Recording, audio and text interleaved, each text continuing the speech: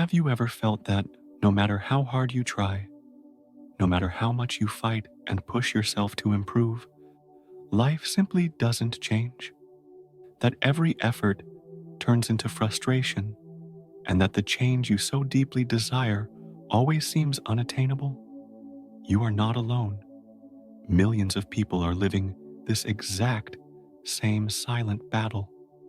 The paradox is this: the more you try to control, force, or fix your reality, the further away the quantum shifts that could transform your life become. What you need to discover is simple yet powerful. Letting go is the path to receiving. In this video, you will understand how constant effort, even when well-intentioned, might be blocking the very transformation you seek, and how entering a state of permission and alignment allows life to reorganize everything in your favor, almost like magic, but based on the science of your own energy. Prepare yourself to learn how to set control aside and become the change itself, attracting results that once seemed impossible. You know when you try to change something in your life because you feel like something is wrong? Like when you look in the mirror and think, "I'll only be happy when I lose weight." Or when you look at your bank account and say, "I'll only feel good when I have more money here." The problem is that when you think this way, even without realizing it, you are sending a message to the universe. What I have now is not good enough for me. It's as if you are rejecting your own life. And guess what? The universe doesn't listen to your pretty words. It picks up on your energy. If the energy within you is one of, "This isn't good, and I need to fix it," that is exactly what comes back to you. More situations that confirm it's still not good enough. It's just like when you're trying to sleep.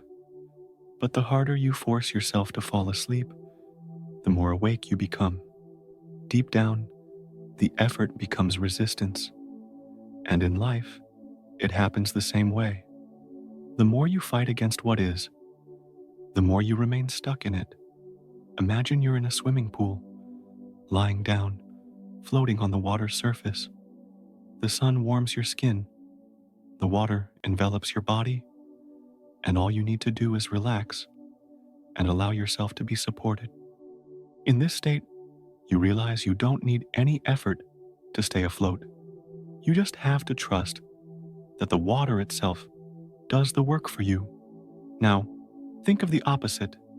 Instead of relaxing, you start to struggle, flailing your arms and legs in fear of sinking.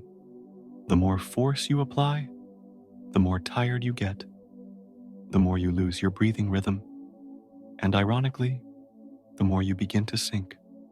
What should be simple turns into an exhausting struggle. Life works in the same way.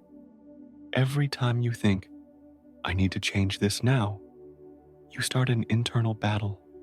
One part of you wants to move forward, to conquer, to go beyond, but another part constantly whispers, "This is wrong. This can't continue. You will only be happy when you fix this." This constant friction is like trying to swim against the current. The more you resist, the more exhausted you become. And in the end, it's not the current that weakens, but you. And the curious thing is that whatever you fight against seems to gain more strength. It's like when someone says, "Don't think of a pink elephant." Your mind automatically creates the image. The more you try to push it away, the more it insists on returning. The same happens with fears, insecurities, and problems. By focusing on rejecting them, you end up feeding them. That's why your life doesn't transform when you try to escape from it. The transformation happens when you stop fighting with reality. The moment you accept the present moment, without judgment, without rejection, without struggle, the energy that was once spent on resistance is released. And it is precisely this space that allows for change. When you relax, when you trust, the pieces that seemed out of place begin to reorganize on their own, not because you forced them, but because you stopped getting in their way. There is an invisible law that almost no one notices, but it changes absolutely everything. The law of permission. It doesn't appear in productivity manuals.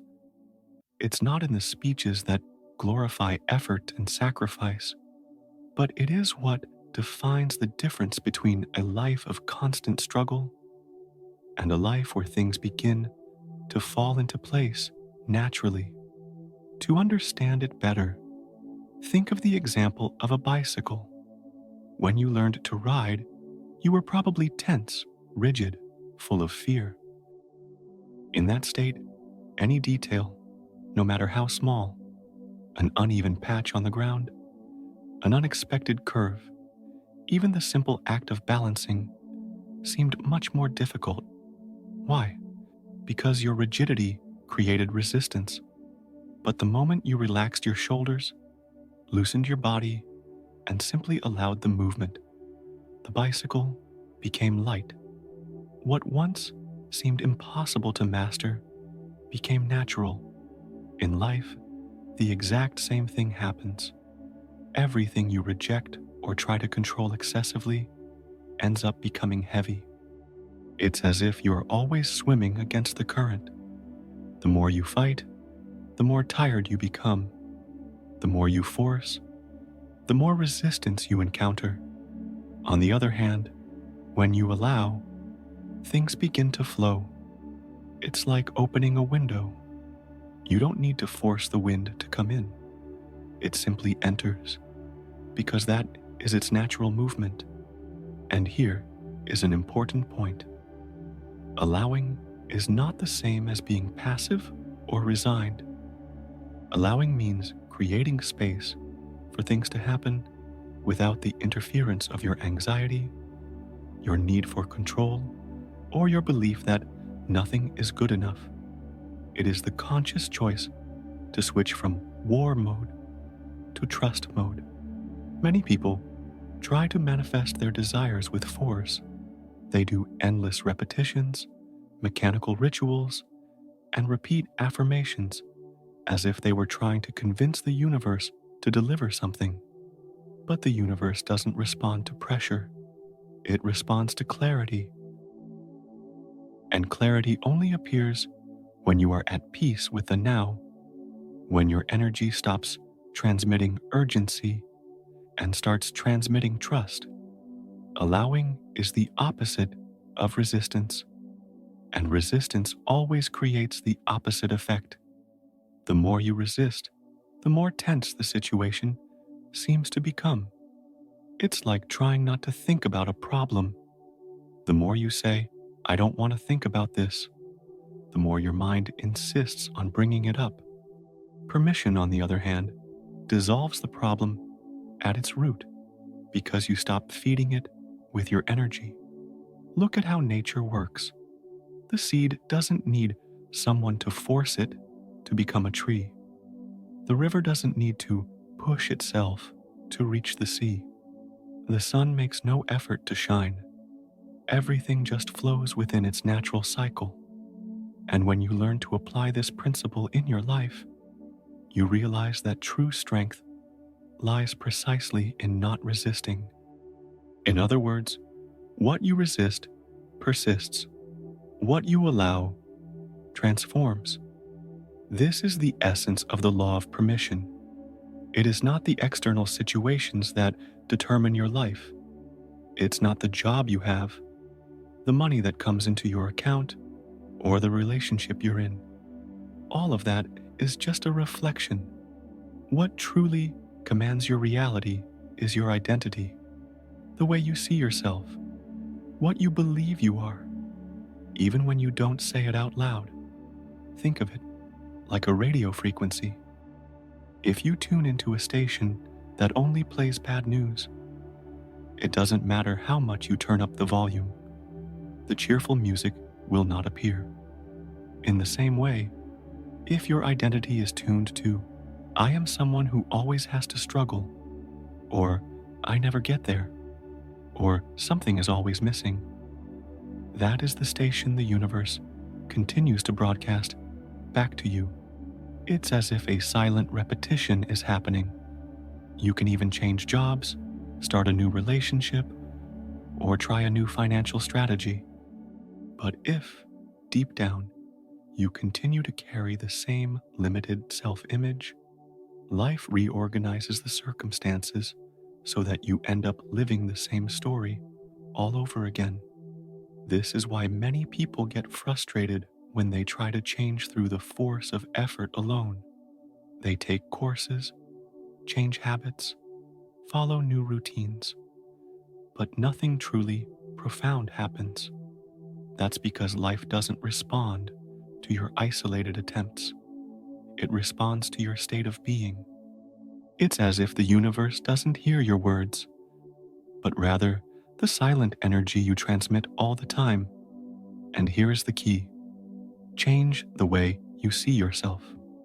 When you begin to see yourself as someone who is already sufficient, already capable, already complete, your vibration changes, and with it, your actions, feelings, and results also change, almost without effort. Think of someone who deeply believes they are capable. That person acts with confidence, makes clearer decisions, doesn't sabotage themselves with constant doubts. Now compare that with someone who, deep down, thinks, I'm not good enough. Even if that person tries hard, there will always be a hidden weight, an invisible break. In other words, identity functions as the soil where everything grows. If you believe you are small, your achievements will always seem limited. But if you believe you are already whole, already sufficient, everything flourishes from that solid foundation. The secret is not to chase after becoming someone different, but to remember that you already are.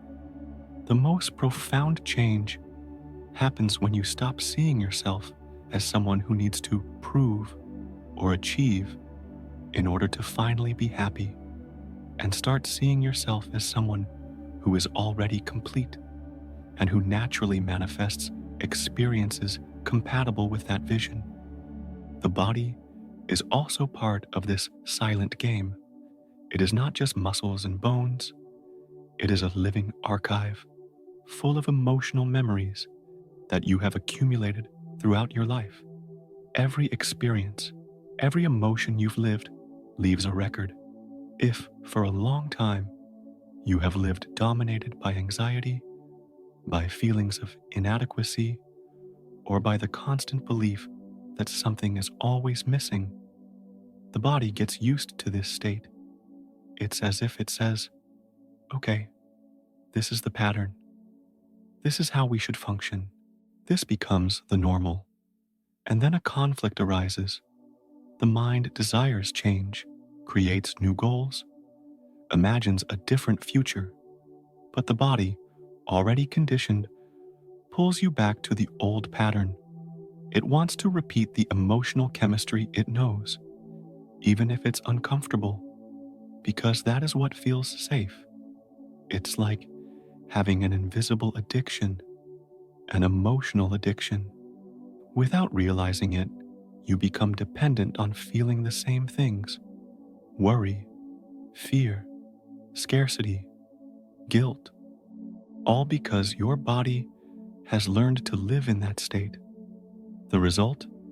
Even when you put in the effort, even when your mind is full of good intentions, the cycles repeat themselves. And it's not for a lack of willpower.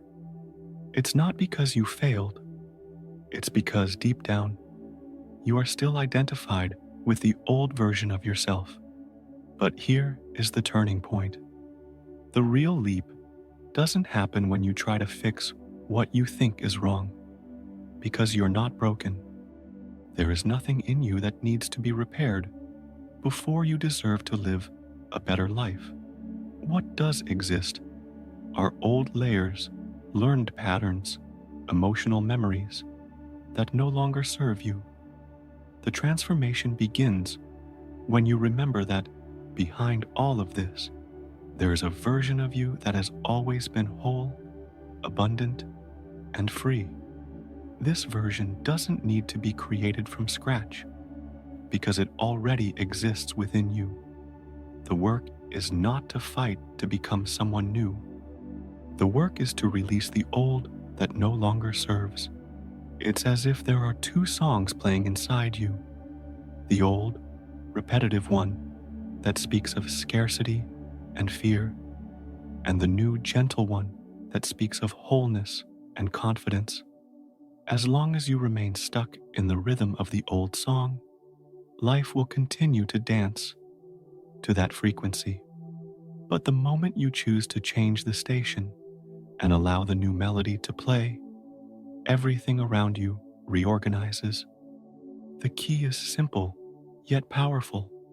Stop fighting against who you were and start making space for who you truly are. When you change your identity, everything around you begins to change as a consequence. Your feelings, the way you act, the people you start connecting with, and even the opportunities that come your way. It's as if life was just waiting for you to change the lens through which you see yourself to reorganize everything around you. And it's important to understand this has nothing to do with pretending or deceiving yourself. It's not about repeating phrases as if it were a performance. The real change happens when you start to feel as real the version of you that already lives what you desire, even if your current reality doesn't yet show signs of it. It's an internal, silent work that precedes any external transformation.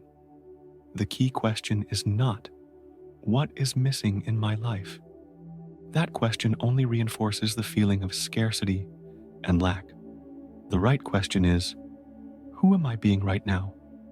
Understand that life doesn't respond to your isolated intentions, but to your emotional signature, that internal state that you constantly emanate. If deep down, your identity vibrates in scarcity, struggle, or insecurity, the universe has no choice but to reflect that back to you. It's like a mirror. It doesn't judge, it doesn't choose. It simply returns what is in front of it. On the other hand, when you start to vibrate as someone who is already abundant, confident, and free, life naturally reorganizes itself in sync with this new frequency. And here is an essential detail. It's not about waging a battle against your old identity. The more you fight, the more energy you give to what you don't want. The transformation happens when you simply let go of the old. You choose a new frequency, and by doing so, the old one loses its power and ceases to command your experience. Think of a lit candle in a dark room. You don't need to fight the darkness for the light to appear. You just need to light the candle. In the same way, you don't need to wage war against your old identity. You just need to choose and sustain the vibration of the new version of yourself. When you understand this, life ceases to be a constant effort and becomes a natural flow, because the universe doesn't respond to what you desperately want, but to what you are, feel, and truly believe. The effort to change may seem noble, but in reality, it is often a disguised trap. Why? Because every effort laden with tension carries a silent message with it. I haven't gotten there yet. And this constant feeling of lack, of chasing after something, keeps you stuck in the same cycle of frustration and self-pressure. It's like running on a treadmill. You sweat, you push yourself, you feel your body getting tired, but in the end, you're still in the same place. This is the dynamic of change. based solely on effort, it feels like you're moving towards something, but in practice, you only reinforce the identity of someone who has never arrived, someone who is always in pursuit. The real leap happens when you decide to let go of this tired identity, this version of yourself that lives trying to break down barriers every day. Real transformation is not born from struggle, but from permission. Think of it this way: the version of you that is already abundant doesn't wake up in the morning thinking about overdue bills or everything that's missing.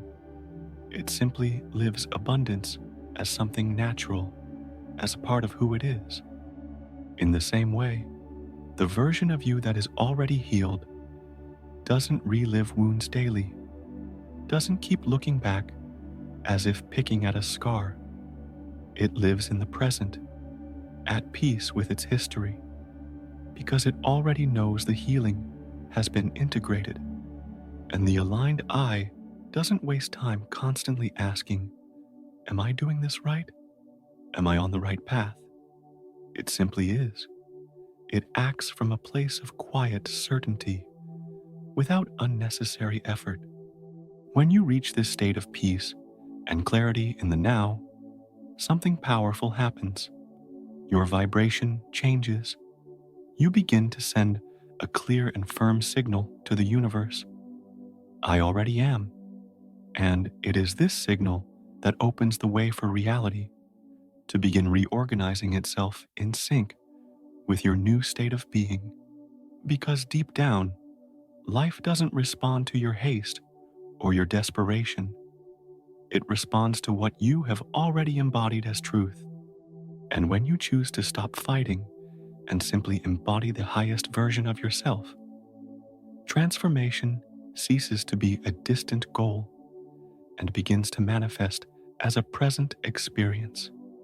Many people confuse these two movements. To resist is to tense up, to fight, to cling to something for fear of losing it. Surrender is the opposite. It is to let go, to trust, to realize that life can flow without you having to hold on to everything with your own two hands. It's like being on a horse. You pull the reins, try to control every step, get anxious about the direction, but suddenly you realize the horse already knows the way better than you do. When you relax and let go, the ride becomes smoother, more natural. Or think of a person in front of a door. They are pushing, pulling, sweating, getting more and more irritated because nothing is happening, until someone approaches and says, "Hey, you just have to turn the handle." The moment they let go of the struggle and make the simple move, the door opens with ease. Life works the same way. The more you try to force, prove, or control, the heavier everything seems. But when you open up and say, "From the heart, I allow," the flow happens without effort. In this state, so-called miracles stop seeming like miracles. They become the natural consequence of being in alignment. It's like planting a seed, and instead of digging it up every day to see if it has grown, simply trusting the process, the plant sprouts, because that is the natural course of things. And here is an essential point. The old does not need to be fixed. You don't need to dedicate yourself to fixing who you once were. What no longer serves simply loses its power, disappears, and makes way for the new.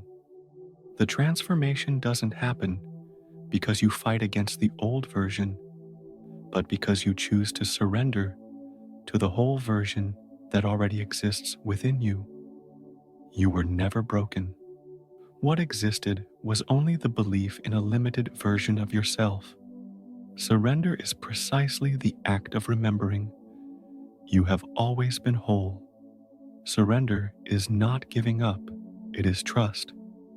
It is letting go of the need to control everything and realizing that there is a greater intelligence, call it the universe, life, God, energy, that already knows the way. The biggest mistake is to believe that fighting, proving, or forcing is a sign of strength. Often, this is just disguised resistance. True strength is in letting go. It is in trusting that the river knows how to flow to the sea without needing instructions. Many people live at war with money. They want to control every cent for fear of losing it, or they strive desperately to get there, as if abundance were an unreachable mountain. But know that money is energy. It flows where it finds openness, not where it finds desperation. If you wake up every day worried, afraid of lack, that energy closes off. It's like holding sand in your hand. The tighter you squeeze, the more it slips through your fingers. Surrender here is not spending without thinking, but rather changing your vibration. It is acting with clarity, but without the tension of fear. It is trusting that there will always be new opportunities to receive. When you relax, new ideas emerge, connections appear, unexpected solutions arrive. Money ceases to be a struggle and begins to be a reflection of an internal state of trust. In love, a lack of surrender creates games, heavy expectations, and the attempt to control the other person.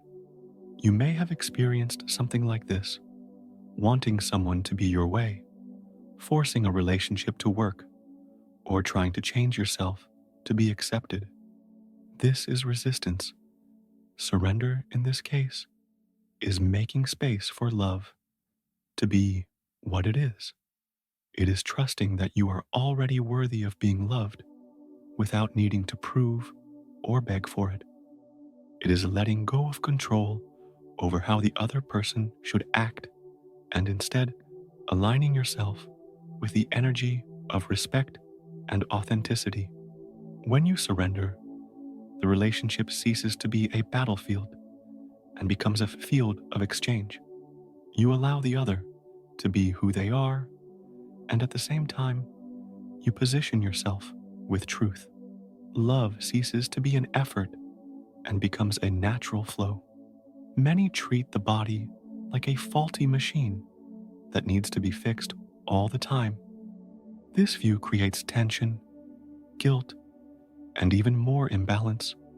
But the body has its own wisdom. It knows how to heal, regenerate, and seek balance. Surrender, in this case, is not abandoning care, but letting go of the external struggle against your own biology. Instead of fixating on the illness, you begin to nurture health. Instead of looking only at the symptoms, you make space for the body to respond to care, to rest, to love. Healing does not happen through resistance, but through openness. When you surrender, the body understands the message. We are safe, we can relax, we can regenerate. When you live in this state of surrender, something profound happens. Money ceases to be scarce and becomes flow. Love ceases to be control and becomes freedom. Health ceases to be a war and becomes balance. Surrender is remembering that you were never broken. It is understanding that you don't need to fight to deserve what is already yours by nature: abundance, love, and life. When you let go of the need to control and start to trust, life organizes itself in a way you could never have planned on your own. It's at this point that so-called miracles stop seeming like miracles. They become just the natural consequence of living in sync with who you truly are. This is the moment to remember you were never broken. What you used to call constant effort, an endless struggle, was nothing more than an old pattern, an emotional habit, a way of vibrating that no longer serves who you are now. It's like a child trying to fit a puzzle piece into the wrong spot. The more force they use, the more frustrated they get, the more they lose patience. But the moment they stop, breathe, look calmly, and see where that piece truly fits, the game moves forward naturally. Nothing needs excessive effort because everything already has its place. Life works exactly like that. As long as you fight against who you are, trying to fix or prove yourself, you create friction, exhaustion, and pain. But when you let go of this internal war and start to allow things to flow, you discover something profound. The change isn't in becoming someone different, but in allowing your true essence to emerge. In this state, you no longer need to desperately ask, beg, or force things to happen. You begin to vibrate in a different way. You become the very frequency that transforms realities. It's as if life responds to your being, not to your words. Real transformation doesn't come from effort, but from permission. It's when you live as if you have already received, as if you are already fulfilled, that external reality reorganizes itself to reflect that internal state. Imagine the version of you that is already abundant doesn't wake up thinking about scarcity. The version of you that is already loved doesn't waste energy trying to prove its own worth. The version of you that is already free doesn't live looking back at old chains. When you enter this flow, you discover that nothing was ever missing. There was only the illusion that you needed to get there to finally be whole. But in truth, you're already whole right now. And it's at this point that the game changes. The old loses its power, not because it was destroyed, but because it no longer finds space in you. The new manifests not because you pulled it from some distant place, but because it was always there, waiting for permission to flourish. If you want to allow yourself to receive more with less effort, I invite you to open up to an abundant and prosperous life. Let me know in the comments which area of your life you need to surrender in to allow yourself to live with ease. By commenting here, you send a message to the universe. You declare it to the field. You make it your point of receiving.